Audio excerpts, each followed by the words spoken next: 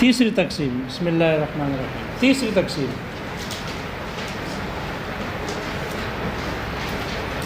الثالث فی وجوہ استعمال ذالک النظم، تیسری تقسیم اسی نظم کی جو نظم تقسیم اول میں اس کا ذکر ہوا، کتاب اللہ کے وہی نظم وہی لفظ اس کے استعمال فی المعنی کے اعتبار سے اقسام کے میں ہے۔ تیسری تقسیم اسی نظم کے استعمال کے اقسام اور طرق میں ہے کہ وہ لفظ کیسے استعمال ہوگا، اپنے معنی موضوع لہو میں استعمال ہے یا اپنا معنی غیر موضوع لہو میں استعمال ہے، معنی کے انکشاف یعنی وضاحت کے ساتھ استعمال ہے یا اپنے معنی کے استتار یعنی پوشیدگی کے ساتھ استعمال ہے۔ اس اعتبار سے بھی چار قسمیں ہیں، تقسیم ثالث کی بھی چار قسمیں ہیں، حقیقت، مجاز، صریح، کنایہ۔ حقیقت، مجاز، صریح، کنایہ۔ شارح نے وجہ حصر بیان کی،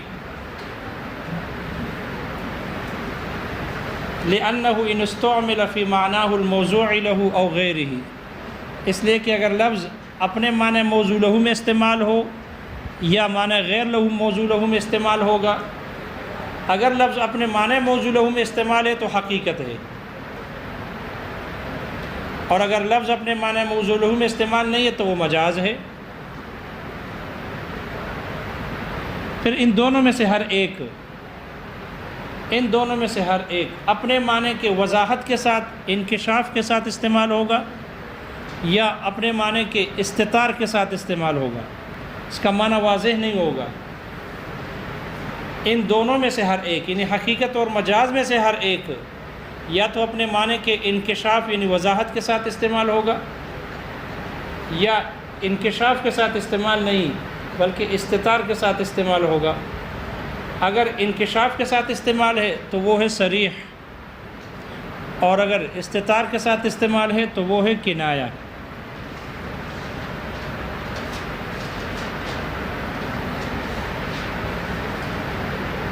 شارح کہتے ہیں یہ جو صریح اور کنایہ ہے یہ دونوں کے دونوں حقیقت اور مجاز کے ساتھ جمع ہو جاتے ہیں۔ چار قسمیں بن گئی، چار قسموں میں پہلی قسم ہے حقیقت، مجاز، صریح، کنایہ۔ تو یہ جو دو قسمیں ہیں آخری صریح اور کنایہ، یہ حقیقت اور مجاز کے ساتھ جمع ہو رہی ہے، حقیقت اور مجاز کے ساتھ جمع ہوتی ہے۔ یہی وجہ ہے شارح کہتے ہیں علامہ فخر الاسلام بزدوی رحمہ اللہ نے اپنی کتاب اصول بزدوی میں جب تیسری قسم کا ذکر کیا تو انہوں نے دونوں کو الگ الگ ذکر کیا، کیونکہ دونوں آخری دو پہلے دو کے ساتھ جمع ہو رہے ہیں، صریح، کنایہ حقیقت اور مجاز کے ساتھ جمع ہو جاتی ہے، تو ان میں تو تباین نہ رہا۔ جب تباین نہ رہا، جمع کیوں ہو رہی ہے؟ تباین نہیں ہے، تو تباین نہ ہونے کی وجہ سے علامہ فخر الاسلام بزدوی رحمہ اللہ نے اس تقسیم ثالث کی دو قسمیں بنا دی۔ علامہ فخر الاسلام بزدوی نے جو تقسیم ثالث ذکر کیے اس انداز میں ذکر کیے، الثالث فی وجوہ استعمال ذالک النظم وجریانہ فی باب البیان۔ فی استعمال ذالک النظم، استعمال میں حقیقت اور مجاز آ گیا، وجریانہ فی باب النظم فی باب البیان، اور ظہور معنی میں ان دونوں کے جاری ہونے کے باب میں ہے، نظم کے جاری ہونے کے بیان باب میں ہے۔ فی جریان و جریان ہی فی باب البیان، اور بیان یعنی ظہور معنی کے باب میں اس نظم کے جاری ہونے کے بیان میں۔ تو علامہ فخر الاسلام بزدوی نے دو تقسیمیں ذکر کی، فی استعمال ذالک النظم سے اشارہ ہو گیا صریح حقیقت اور مجاز کی طرف، حقیقت اور مجاز، اور فی جریان ہی فی باب البیان سے اشارہ ہو گیا صریح اور کنایہ، کہ وہ نظم ظہور معنی میں اس کے جاری ہونے کے بارے میں ہے، اور ظہور معنی کے باب میں اس کا جاری ہونا یا صریح ہوگا یا کنایہ ہوگا۔ تو صریح کنایہ کو الگ طور پر ذکر کیا، حقیقت مجاز کو الگ طور پر ذکر کیا، اور ایک تقسیم کے اقسام دوسرے تقسیم کے اقسام کے ساتھ جمع ہو سکتے ہیں۔ ایک تقسیم الگ ہے، دوسری تقسیم ہے، تو ایک تقسیم کے اقسام دوسرے تقسیم کے اقسام کے ساتھ جمع ہو سکتے ہیں۔ اب دیکھو پہلی تقسیم تھی خاص عام مشترک مؤول، دوسری تقسیم آ گئی ظاہر نص مفسر محکم۔ تو ایسا ہو سکتا ہے کہ ایک لفظ ظاہر بھی ہو اور خاص بھی ہو، ایک لفظ ظاہر بھی ہو اور عام بھی ہو سکتا ہے، اس لیے کہ وہ الگ تقسیم ہے، یہ الگ تقسیم ہے، اور دو الگ الگ تقسیموں کے اقسام آپس میں جمع ہو سکتے ہیں۔ ایک تقسیم کے اقسام کے درمیان میں تباین ذاتی ضروری ہے یا نہیں؟ تو پہلے تقسیم میں تباین ذاتی ہے، دوسری تقسیم کے اقسام میں تباین ذاتی ہے یا نہیں ہے؟ اصولین کا اختلاف تھا۔ یہاں انہوں نے متقدمین کا قول نقل کیا پیچھے کہ فیوجد الادنیٰ فی الاعلیٰ، ادنا اعلیٰ کے اندر پائے جاتے ہیں، متقدمین کے قول کی طرف اشارہ کیا۔ تباین ذاتی ضروری نہیں، اس لیے کہ اس کے مقابلات موجود ہیں، ظاہر کے مقابلے میں خفی وغیرہ۔ تو یہاں بھی حقیقت مجاز کے ساتھ صریح کنایہ جمع ہو جاتے ہیں، اس لیے کہ شارح نے کہا کہ وَكُلٌّ مِّنْهُمَا، حقیقت اور مجاز میں سے ہر ایک کی پھر دو قسمیں ہیں، اس کا معنی واضح ہوگا یا معنی واضح نہیں ہوگا، چھپا ہوا ہوگا۔ اگر ان دونوں میں سے ہر ایک کا معنی واضح ہو تو وہ ہے صریح۔ اب حقیقت میں ہے صریح یا مجاز ہے صریح یا معنی چھپا ہوا ہوگا، ان دونوں میں سے ہر ایک کا معنی چھپا ہوا ہے، تو حقیقت کنایہ یا مجاز کنایہ، تو اس کو دو قسمیں ہو گئی، صریح کی دو قسمیں ہو گئی، صریح عفواً حقیقت کی دو قسمیں ہو گئی، حقیقت کی دو قسمیں، ایک ہے صریح دوسرا ہے کنایہ۔ مجاز کی بھی دو قسمیں ہو گئی، صریح کنایہ۔ وہ آگے سمجھ میں، اس لیے کہا شارح نے کہ جو صریح اور کنایہ ہے یہ حقیقت اور مجاز کے ساتھ جمع ہو جاتی ہے۔ ہو جانے کا مطلب یہ ہے جیسے مؤول مشترک کی قسم تھی، اسی طرح یہ صریح کنایہ حقیقت اور مجاز دونوں کی قسمیں ہیں۔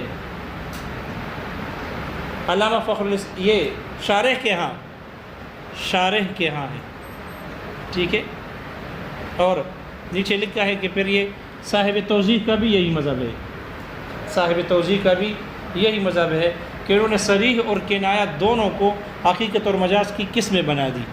تو اب حقیقت کی بھی دو قسمیں ہو گئی، صریح کنایہ، مجاز کی بھی دو قسمیں ہو گئی، صریح کنایہ۔ علامہ فخر الاسلام بزدوی رحمہ اللہ نے اس تقسیم ثالث کو دو حصوں میں تقسیم کر دیا، الثالث فی وجوہ فی استعمال النظم اور جریانہ فی باب البیان، استعمال سے حقیقت اور مجاز کی طرف اشارہ اور جریان سے صریح اور کنایہ کی طرف اشارہ ہو گیا، تو دونوں الگ الگ تقسیم بن گئی، ایک تقسیم نہ ہوئی۔ اور یہ دونوں فرق سمجھا، یہ ہے تیسری تقسیم۔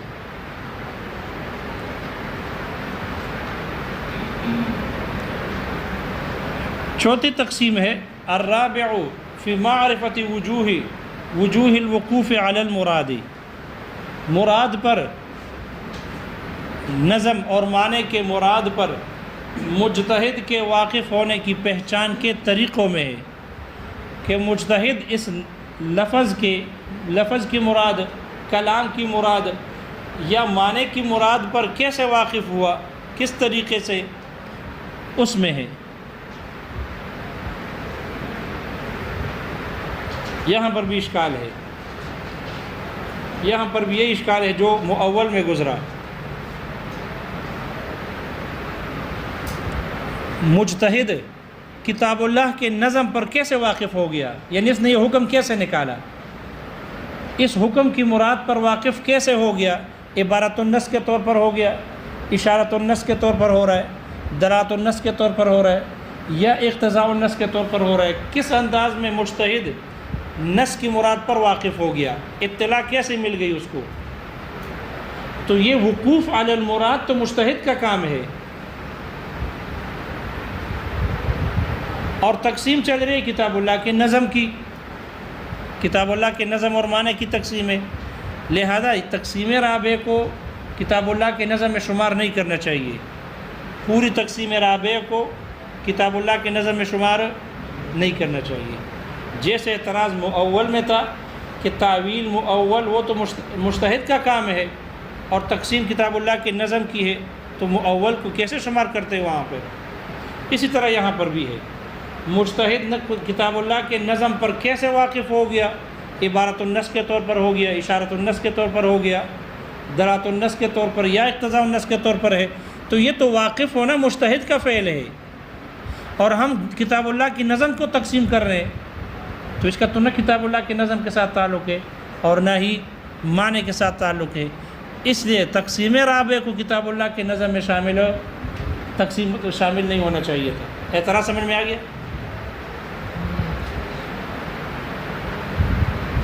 جی دو مرتبہ دہرایا، کوئی بات نہیں ہے، پھر دہرائیں گے، آپ ہمارے ساتھ رہو بس۔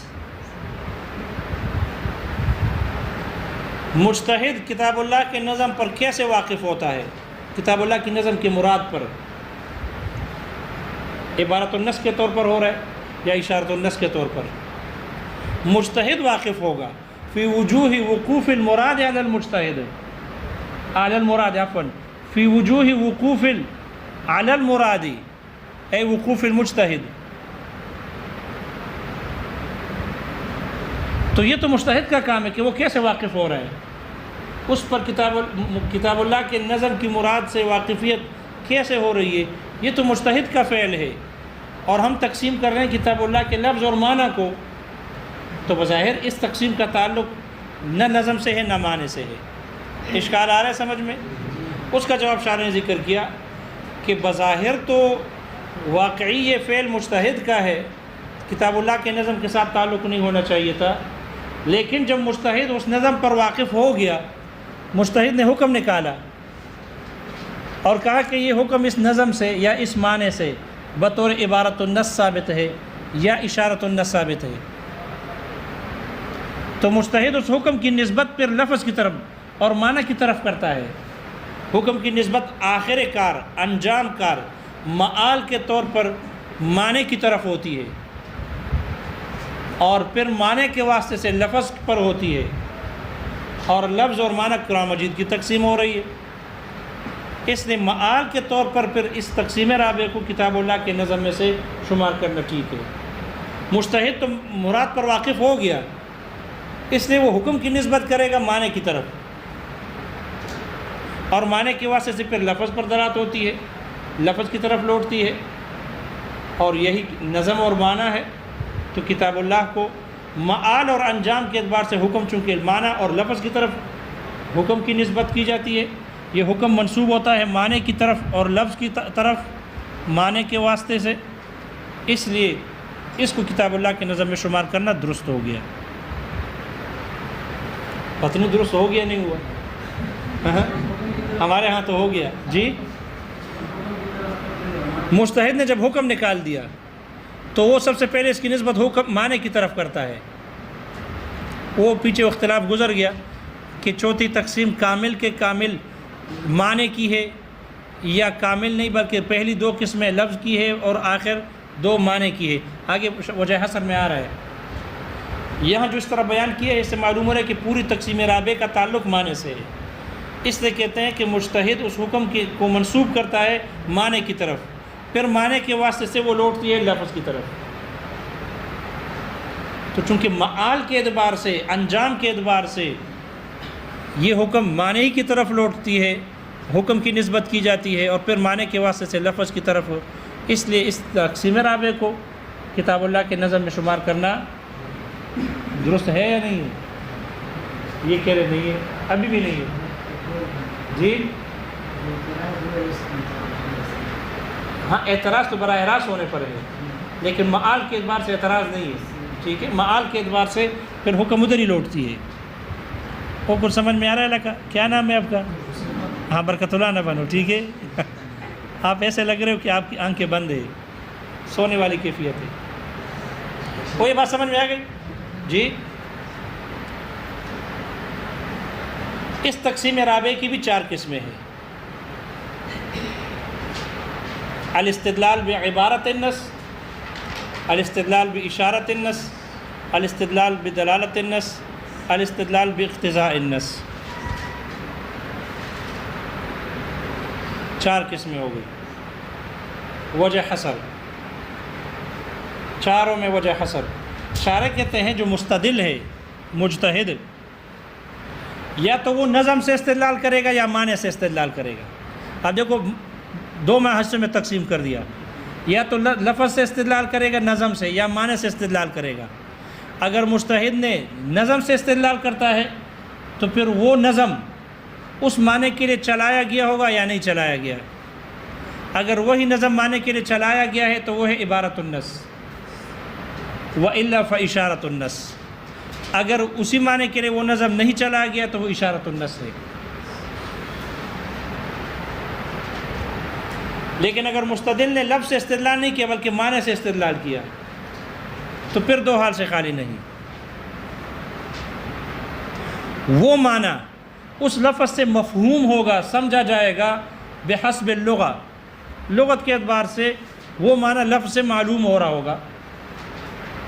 اگر وہی معنی، اگر مجتہد نے جس معنی سے استدلال کیا، اگر وہ معنی اس لفظ سے مفہوم ہو رہا ہے لغت کے اعتبار سے تو وہ ہے دلالۃ النص۔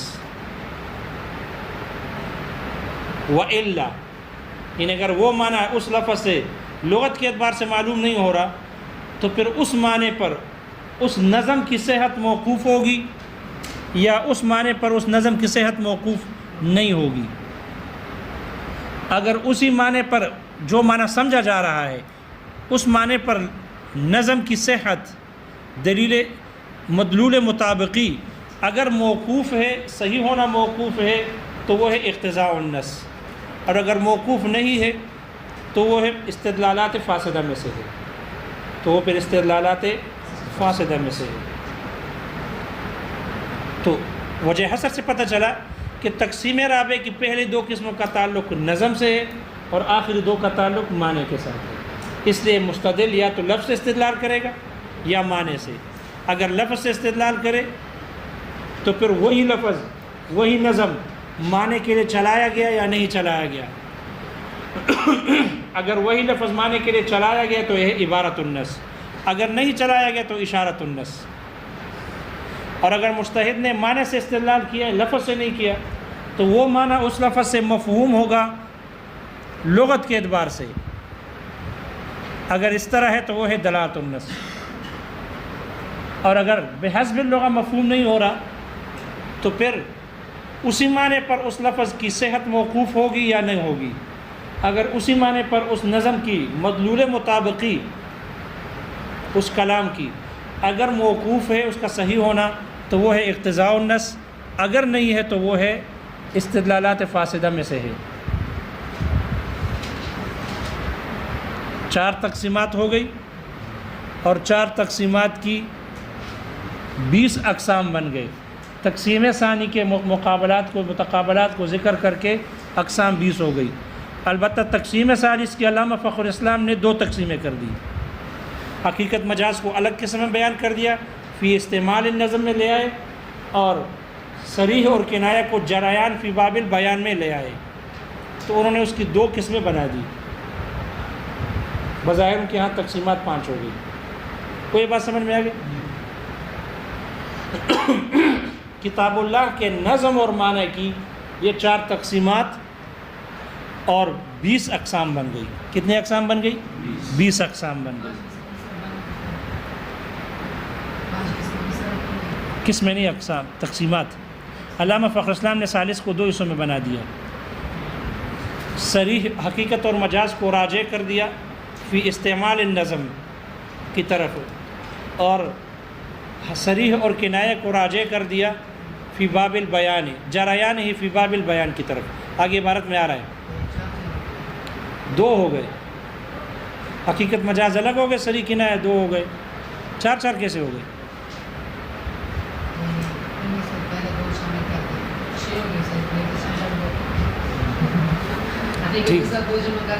کون سا جمع کیے؟ نہیں، وہ تو علامہ صاحب توضیح کے مذہب کے مطابق تھا، اور شارح نے بیان کیا کہ پھر وہ دونوں کے ساتھ صریح اور کنایہ یہ دونوں حقیقت اور مجاز کے ساتھ جمع ہو جاتے ہیں۔ اس کے علاوہ کی تقسیم کی ہم نے، وہی تو بتایا کہ 5 قسمیں ہو گئی۔ آگے ترجمے میں آ جائے گی وضاحت، جیسے کہ مطالعہ تو کیا نہیں نا۔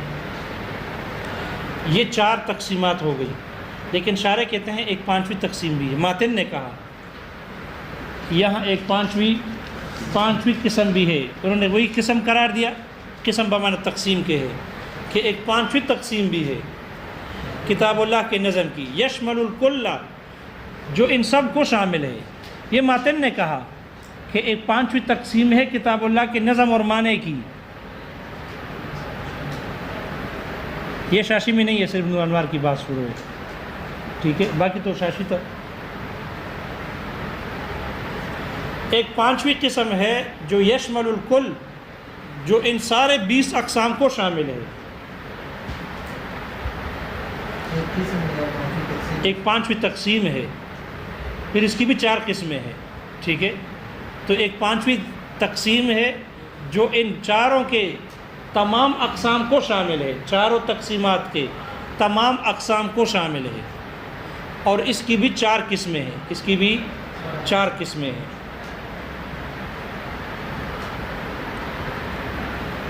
معرفت مواضعها، پہلی قسم معرفت مواضعها۔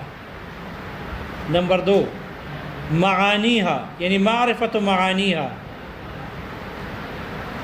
ترتیبها اے معرفت ترتیبها، احکامها اے معرفت احکامها۔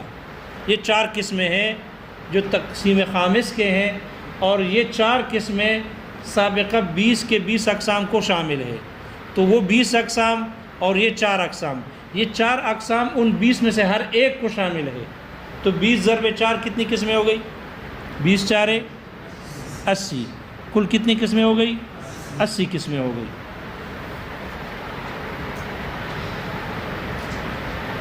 معرفت پہلی قسم معرفت مواضعها، معرفت مواضعها، مواضع سے مراد ہے معرفت اشتقاق، ماخذ اشتقاق، معرفت نہیں، ماخذ اشتقاق۔ ان 20 اقسام میں سے ہر قسم کی ماخذ اشتقاق، اس کی پہچاننا کہ ہر قسم کا ماخذ اشتقاق کیا ہے۔ مثال کے طور پر خاص ہے پہلی قسم، تو کہا جاتا ہے کہ یہ خاص مشتق ہے خصوص سے، مصدر نکالنا ہے، ماخذ اشتقاق یعنی مشتق منہ بتانا ہے۔ تو 20 کے 20 اقسام کے ہر ایک کا ماخذ اشتقاق کی پہچان، جیسے خصوص خاص مشتق ہے خصوص سے، اور خصوص کا معنی ہے انفراد، تنہا۔ اسی طرح جیسے عام ہے، عام مشتق ہے عموم سے، اور عموم کا معنی ہے شمول، افراد کو یک بارگی شامل ہونا۔ عام مشتق ہے عموم سے، اور عموم بمعنی شمول کے،